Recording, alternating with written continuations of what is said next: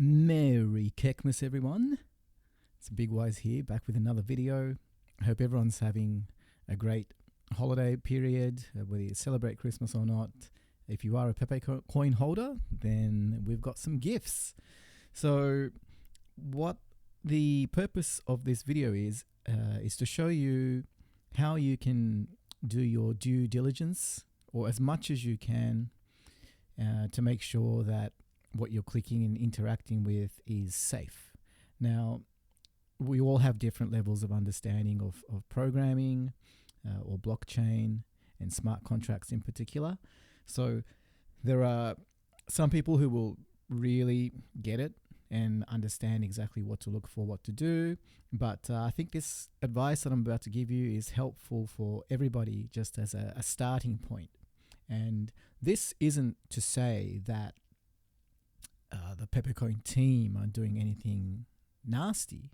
This is more good habit to build into your routine, some good habits, because you never know whether the site's been hacked, for example. That can happen, right? So the team, they're obviously genuine and building this amazing ecosystem, but what if they were targeted by hackers, and the hackers got into the back end, they got into the servers, and then they stole the keys, and then they upgraded or uploaded different contracts to which they link from this particular website.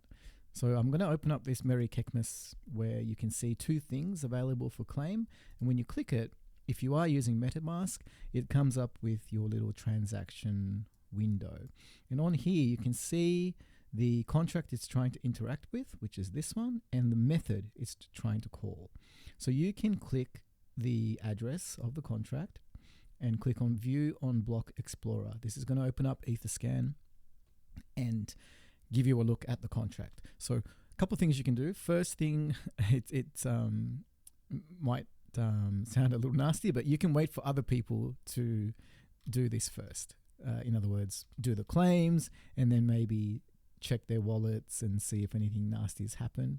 You can do that, or you can just have a look in the contract yourself.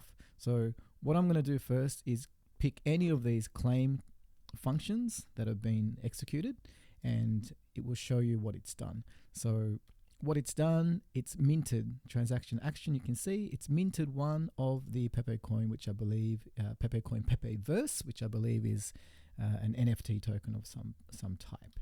And you can see that the caller of the function is this address, and it's interacted with this contract, obviously, and it's transferred an ERC 1155 token from null. In other words, it's been newly minted, and it's sent it back to the person that sent the transaction.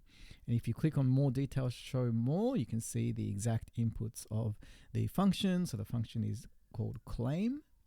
We'll get to that in a bit.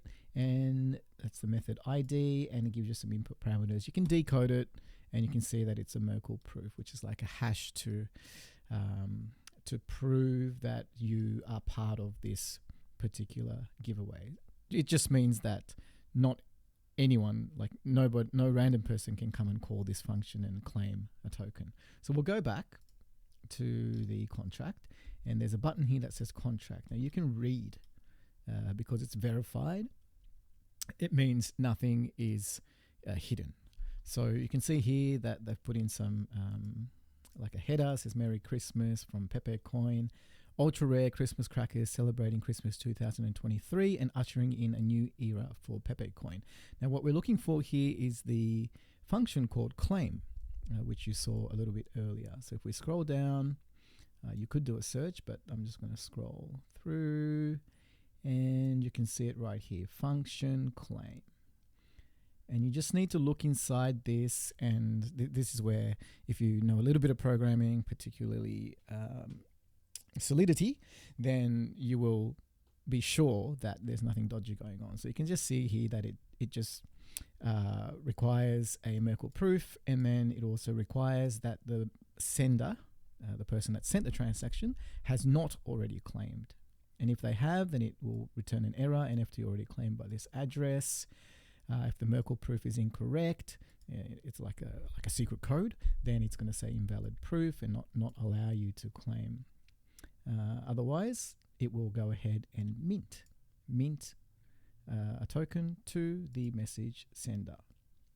So this is by no means like an extensive tutorial. It's not really that in depth, but what I can say is that if you are going to interact with a contract that you've never interacted with before, then it's always a good idea just to have a look, just in case. Like I said, it's not to say that the team are doing anything bad. Obviously, they're not. It's more to protect yourself in case of scammers who put up bad contracts. So, for example, sometimes you see ads on Twitter or people commenting or leaving tweets that lead you to a claim site or an airdrop site that look exactly like what you would expect from the real website, but then the URL has like an I instead of a L, or has a double L instead of a single L. And if you don't pick up on it, you think it's the real website. You go ahead and you sign the transaction, send the transaction, and boom, all your stuff is gone. So that is just a little bit of advice, and I think it's always good that, especially in this community, I hope, we are always educating each other, we're improving our knowledge, and looking out for each other as well. So I am going to go ahead and claim this because it is all safe. So let me do that, and we'll see what we get. So anyway, Merry Kekmas, a little bit of a late one, and hopefully the new year brings great joy to all of us. Thank you. Bye-bye.